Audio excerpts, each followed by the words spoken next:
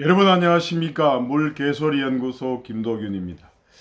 오늘은 10월 29일 토요일입니다. 오늘 뉴스는 이제 이재명의 살 빠지는 소리, 이 소리가 지금 가장 핫한 뉴스로 되어 있습니다.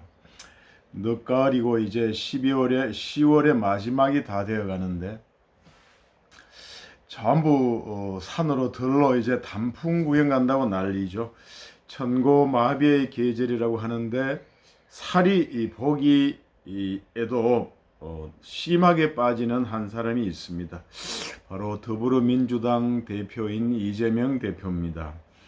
요새 이 대표 측근 인사는 이 대표가 잠에 쉽게 들지 못하고 식사도 잘하지 못한다.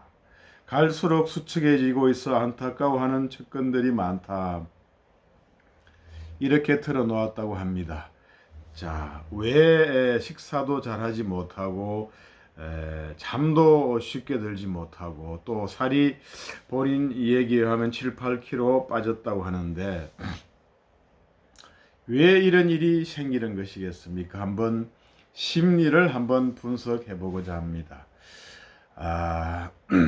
그냥 모함을 받아서 여러 군데 윤 정권의 사정의 칼날 때문에 모함을 받아서 살이 빠진다, 이렇게 생각할 수가 있을까요?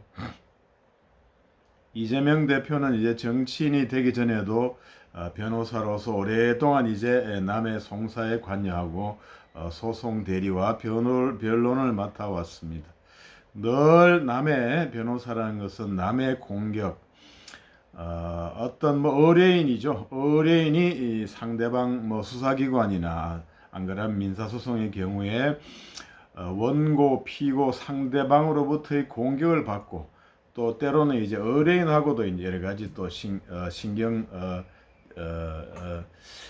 어떤 신경적인 어떤 그러한 또 방어를 해야 되는 또 그러한 상황에 처해 있는 것이 변호사죠. 그리고 이제 정치인으로서도 이제 성남시장 재선에다가 경기도지사에서 오랫동안 10년 이상, 20년 이렇게 가까이 이제 활동을 해오면서 남의 어떤 모함이라든가 시기, 질투, 어떤 그런 것에 늘 익숙해져 있던 사람입니다. 정치인이 이렇게 특정한 시기에 이렇게 살이 빠지는 것은 개별적인 건강의 문제, 그것이 아니면 심리적인 영향이 큰 것인데, 그 심리적 영향이라는 게 시기와 질투 때문에 그렇게 된다는 것은 받아들이기는 어려운 것이죠. 결국에는 최근에 더욱더 쪼여오는 수사의 칼날, 최근에는 김용의 최측근이라고 인정했던 김용에 대한 체포에 이은 구속영장의 발부, 이것이 있고, 그전에도 이제 유동규의 구속, 최근에 유동규가 구속기간 만료를 해서 석방되면서 이제 여러 가지 대장동에 대해서 까발리고 있는 진실, 김문기를 몰랐다는 게 말이 안 된다라든가, 같이 세 명이서 골프 치고 카트 타고 돌아다녔다, 이래서 이제 선거법 위반에 아주 불리한 진술을 하고, 또 이렇게 또 나무까지도 이제 불리한 진술을 설설 쏟아넣는 이러한 시점이지요. 이러한 시점에서 아무리 강심장인 이재명 대표라고 하더라도 이제 심리적으로 쪼달리지 않을 수가 없다, 이런 것입니다. 이제 오늘 뉴스를 보면은 나무욱이 이재명 측 지분이 있다고 들었다, 이래 됐어. 이제 만약에 이제 이재명 당 대표가 이 대장동 관련해서 배임죄의 공범이라도 되면 그 손해배상, 개인적인 이제 손해배상 액수가 수천억 이렇게 될 수 있는 거죠. 지금 검찰에서 대장동 일당의 범죄 수익 800억 원에 대해서 추징 보전 청구를 했다 이렇게 되지 않습니까?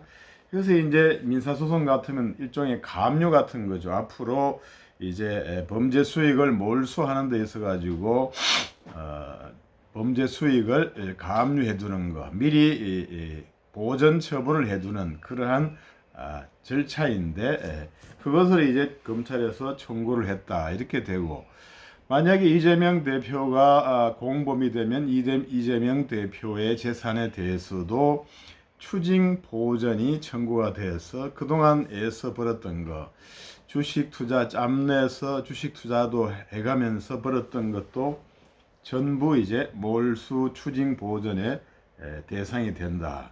이렇게 경제적으로 압박을 느끼지 않을 수가 없고, 그리고 이제 무엇보다도 만약에 대장동 사건에 이제 공범으로 되면 그동안 해왔던 그러한 모든 언론에서 윤석열 대통령과의 후보와의 어떤 선거, 대통령 선거 과정에서 해왔던 그러한 얘기들이 전부 이제 거짓으로 이제 판명이 나고, 어떤 한 인격으로서, 한 인간으로서 어떤 했던 말과 행동에 대해서 완전히 거짓으로 드러나게 되면 사회적으로 이제 말살이 되는 거죠. 도저히 얼굴을 들고 살 수가 없는 지경이 되지 않습니까?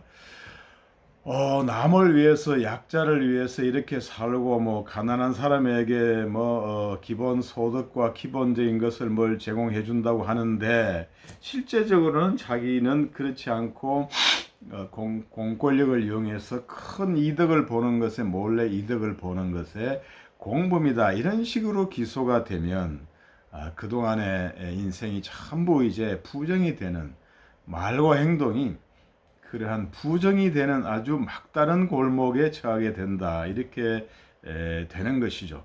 형사처벌을 자체하고 그동안의 모든 삶과 어떤 것들과 정면으로 배치되는 거죠, 사실은. 그렇기 때문에 완전히 그동안의 인생이 부정당하게 되는 가장 심각한 어떤 그러한 막다른 골목에 처하게 된다 이렇게 말씀드릴 수가 있겠습니다. 그래서 거기에다가 아까 만약에 배임으로 공범으로 기소가 되면 대장동 일당과 같이 이제 몰수 추징의 대상이 되는 것이고, 800억인지 그 이상이 될 수도 있는 것이고, 그 다음에 또 한 가지가 있죠. 무슨 우리 성남 FC 요새는 이제 성남 FC 문제와는 좀 조용하고 있는데, 조만간 이제 이미 다른 공범자들의 공소장에 이재명 대표도 공범으로 되어 있기 때문에 기소는 이제 정해진 수순이다 이렇게 생각이 됩니다. 그 사건에 있어 가지고 이제 제3자 뇌물 공여 이렇게 되면 형 자체가 1억 원, 수뢰액이 1억 원 이상일 때는 무기 10년 이상의 징역형에 처하게 돼서, 판사가 아무리 장량감경이라 하는 것은 판사가 재량껏 여러 가지 사정을 봐서 법정형의 절반까지 줄여줄 수 있는 것을 장량감경이라고 하는데, 장량감경은 법정형의 반까지 해줄 수 있단 말입니다. 그러면 무기 10년 이상의 징역은 5년 이상으로 할 수가 있는데, 그게 1년 이상이 1억 원 이상이 그러기 때문에 이게 몇십억, 130억 이렇게 되면 5년으로 해줄 수가 없는 거죠. 10년 이상이 나올 수밖에 없고, 그것은 이제 신체형에 대한 것이고, 그 다음에 이제 벌금이 있거든요. 벌금도 보면은 그 병과형으로 되어 있습니다. 특가법의 뇌물 1억 이상인 경우에는 벌금을 또 병과하게 되어 있습니다. 그러면 그 벌금이라는 것은 수뢰액의 2배 내지 5배 이하로 되어 있거든요. 그러면 수뢰액이 100억이면은 200억 내지 500억 이하로 벌금을 맞게 됩니다. 물론 이제 벌금은 노역장 유치로 될 수 있지만 내야 되는 경우도 있게 되는 거죠. 아무튼 이 성남 FC와 관련해서도 유죄가 인정이 되면 또 어마무시한 벌금을 내야 되고, 그 다음에 대장동 사건에서 이제 공범이 되면 몰수 추징의 대상이 되고, 이렇게 되어서 완전히 신체적이나 어떤 명예적으로나 그러면은 경제적으로나 완전히 궁지에 몰려가지고 빼도 박도 못하는 그러한 상황이 아닌가 이렇게 생각이 됩니다. 그래서 남들이 이렇게 등산 가고 놀러 가고 야외에 가는 이런 10월 천고마비의 계절에 살이 속 빠졌다, 초췌하다 이렇게 되지 않을까 이렇게 짐작을 해보게 됩니다. 참으로 안타까운 일이 아닐 수가 없다 이거죠. 뭐든 진실되게 살면은 마음이 편한데 마음이 편치 못해서 이제 살이 빠지는 거 아니겠어요? 왜 마음이 편치 못할까? 이렇게 생각해 보게 됩니다. 그리고 그 와중에 이제 남욱이 오늘 중요한 얘기를 하나 했죠. 어제 남욱이 이재명 측 지분이 있다고 들었다 이렇게 했다는 내용인데, 남욱 변호사가 28일 서울중앙지법 형사 22부 심리로 열린 대장동 개발사업 특혜 의혹 사건 공판에서 정회계사를 직접 정인신문하겠다고 해서 피고인이 이제 정인신문을 직접 진행했다는 것입니다. 그래서 그 당시에 2015년 2월 또는 4월 김만배 씨가 내게 자기의 사업 전체 지분 중 25%만 받고 빠져라. 아니죠. 그날 김만배 씨가 내게 사업 전체 지분 중에서 25%만 받고 빠져라. 본인도 12.5%밖에 지분이 안 된다. 그리고 나머지는 이재명 시장 측 지분이다. 이렇게 얘기를 해서 내가 반발하다가 내 지분 25%를 수용한 것인데 기억나지 않느냐 이렇게 물어봤다는 것입니다. 그래서 물론 정 회계사는 기억이 없다 이렇게 했는데, 결국에는 남욱 변호사가 이재명 시장 측 지분이 37.5%다 이렇게 인정을 한 셈이라는 거죠. 이제 공식적으로 정인신문을 통해서 이제 공식적으로 인정을 한 것이다 이렇게 되어서 이제 서서히 이제 대장동 사건에서도 이제 이재명 측 지분에 대한 구체적인 어떤 정언과 어떤 그런 것들이 나오고 있는 그러한 상태입니다.